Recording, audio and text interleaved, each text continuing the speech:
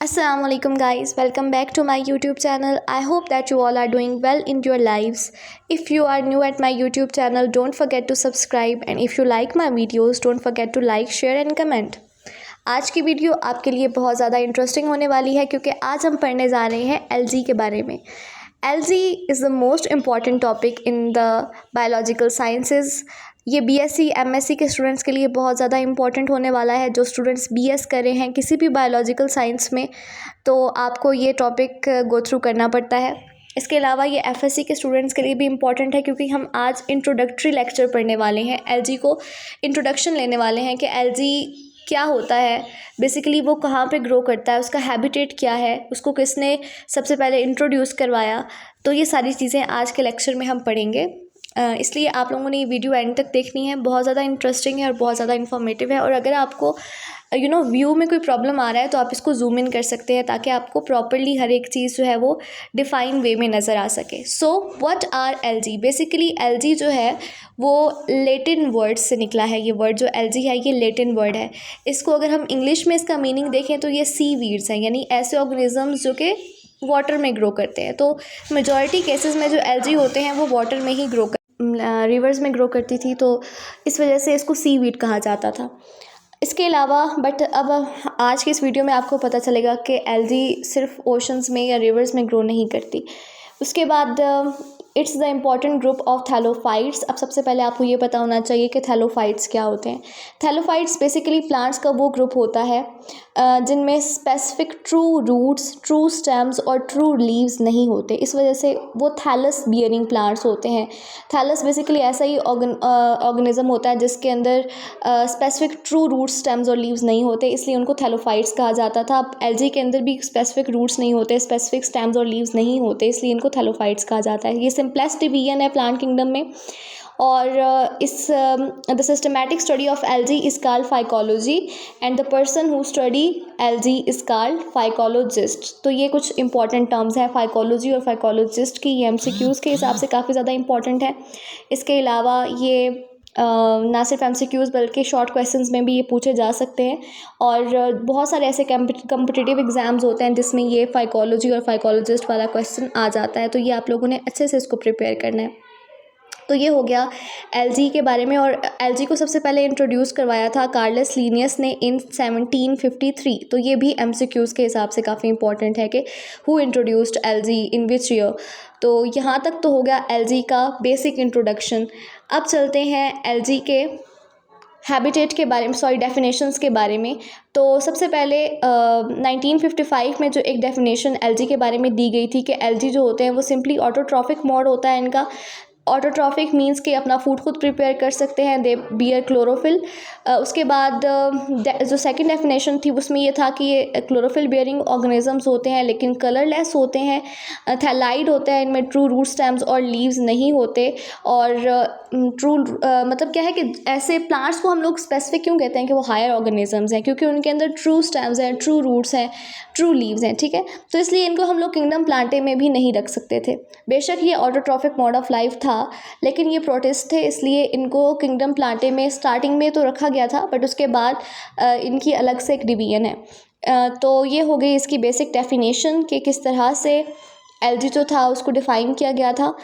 इसकी बहुत सारी और भी डेफिनेशंस हैं, बट अगर हम लोग इंट्रोडक्शन के हिसाब से देखें तो इसकी ये जो डेफिनेशंस हैं यही इनफ होती हैं। तो दो डेफिनेशंस 1955 में पहली डेफिनेशन इसकी और 1969 में सेकंड टाइम इसको डिफ़ाइन किया गया था। तो ये चीज़ तो क्लियर है कि इसमें क्लोरोफिल प्रेजेंट होते हैं। इनके जनरल करैक्टर्स देखें तो ये थैलॉइड प्लांट बॉडी होती है, इसमें स्पेसिफिक ट्रू रूट स्टेम्स और लीव्स नहीं होते हैं। इसके अलावा स्टार्टिंग में इनको फंजाई और लाइकन के साथ प्लेस किया गया था, लेकिन फंजाई जो है वो हेटेरोट्रॉफिक मोड ऑफ लाइफ होता है, इस वजह से ये ट्रू फंजाई नहीं है, तो इनको सेपरेट कर दिया गया था। ये ऑटोट्रॉफ होते हैं, ये अपना फूड खुद से प्रिपेयर कर सकते हैं। इसके अलावा इनमें फोटोसिंथेटिक पिगमेंट्स क्लोरोफिल प्रेजेंट होते हैं और इनका जो मोड ऑफ न्यूट्रिशन है वो ऑटोट्रॉफिक ही है।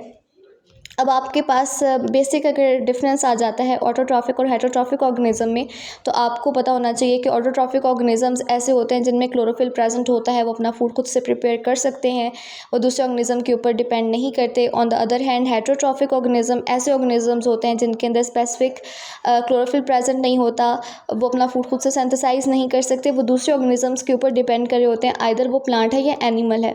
अगर डिफरेंस आ जाता है फंजाई और एल्गी में, तो एक बेसिक डिफरेंस यही है कि फंजाई हेटरोट्रॉफिक होते हैं, अक्सर डिकम्पोजर्स होते हैं, सेप्रोफिटिक मोड ऑफ लाइफ होता है उनका, चूँकि वो खुद से फूड को प्रिपेयर नहीं कर सकते, इस वजह से वो दूसरे ऑर्गेनिजम्स के ऊपर डिपेंड कर रहे होते हैं। ठीक है, उसके बाद आपको मैं एक क्वेश्चन आपसे पूछ रही हूँ, ये आपने कमेंट सेक्शन में मुझे बताना है कि व्हाट इज़ लाइकन्स। ठीक है, तो ये आप लोगों की एक असाइनमेंट है बेसिकली, जो जिन लोगों को ये पता है, बहुत सारे स्टूडेंट्स को पता होगा लाइकन्स क्या होते हैं, तो आप लोगों ने ये कमेंट सेक्शन में मुझे बताना है कि व्हाट आर लाइकन्स। ओके, सो ये हो गए हमारे general characters of algae. Next अब हम पढ़ेंगे एल्गी के हैबिटेट के बारे में, बट हैबिटेट पे जाने से पहले आप लोगों से क्वेश्चन है कि जो प्लांट्स होते हैं उनमें क्लोरोफिल कहाँ पे प्रेजेंट होता है। ठीक है, चूँकि हमने एल्गी की बात की, मोस्ट ऑफ द एल्गी जो है वो यूनिसेलुलर होते हैं और उनके अंदर क्लोरोप्लास्ट प्रेजेंट नहीं होता, तो यहीं पर आंसर भी मैंने दे दिया। थोड़ा सा ट्रिकी क्वेश्चन है। So come to the next point, अब हम देखते हैं कि जो एल्गी है वो उनका हैबिटेट क्या है। ठीक है, तो एल्गी का जो हैबिटेट है, जनरल करैक्टर्स ऑफ एल्गी में हम लोग देखते हैं कि थैलाइन प्लांट बॉडी है, ठीक हो गया। Majority of algae are aquatic उनका होता है हैबिटेट, फ्रेश वाटर में या फिर मैरीन वाटर में वो रह रहे होते हैं। कुछ ऐसे होते हैं जो आर्कटिक और एंटार्कटिक रीजन में भी रहते हैं। सेक्स ऑर्गन्स इनके यूनिसेलुलर भी होते हैं और मल्टी सेलुलर भी होते हैं। जो इनके सेक्स ऑर्गन्स होते हैं उनमें स्पेसिफिक कोई लेयर नहीं होती जो उनको प्रोटेक्ट करे, यानी जैकेट सेल्स नहीं होते, वो नेकेड होते हैं। ठीक है, और अगर इनकी जैकेट सेल्स प्रेजेंट होती हैं तो भी उनका फिर डिफरेंट ओरिजिन होता है। ठीक है, they are progressively complex in reproduction of different algae groups. इनकी जो रिप्रोडक्टिव सिस्टम होता है वो हर एक स्पेसिफिक ग्रुप में स्पेसिफिक उसकी करेक्टरिस्टिक्स होते हैं, यानी कि कॉम्प्लेक्सिटी पाई जाती है एल्गी के अंदर। ठीक है, उसके बाद ये चीज़ें हो गई कि आर्कटिक और एंटार्कटिक रीजन में भी ये प्रेजेंट होते हैं। और एक्वेटिक अगर हम हैबिटेट की बात करें तो ज़्यादातर जो एल्गी होते हैं ना वो एक्वेटिक ही होते हैं, यानी या तो वो फ्रेश वाटर में होंगे या फिर वो मैरीन वाटर में होंगे, टेरेस्ट्रियल कम ही देखने को मिलते हैं। इनका जो साइज़ होता है वो माइक्रोस्कोपिक टू मैक्रोस्कोपिक होता है। माइक्रोस्कोपिक ऐसे ऑर्गेनिजम्स होते हैं जिनको माइक्रोस्कोप की मदद से देखा जाता है, यानी कि वो बहुत ज़्यादा स्मॉल होते हैं, यूनिसेलुलर हो सकते हैं। ठीक है, और जो मैक्रोस्कोपिक होते हैं वो लार्ज होते हैं और वो मल्टी सेलुलर भी हो सकते हैं।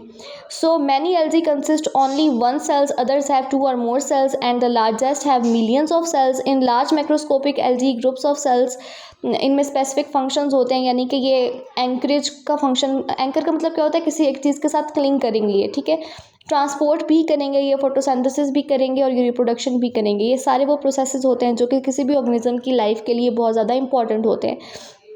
हेटरोट्रॉफिक ऑर्गेनिज्म में फोटोसिंथेसिस नहीं हो रहा होता, बट बाकी सारे प्रोसेसेस यानी कि ट्रांसपोर्ट हो रहा होता है, उसमें रिप्रोडक्शन का प्रोसेस हो रहा होता है।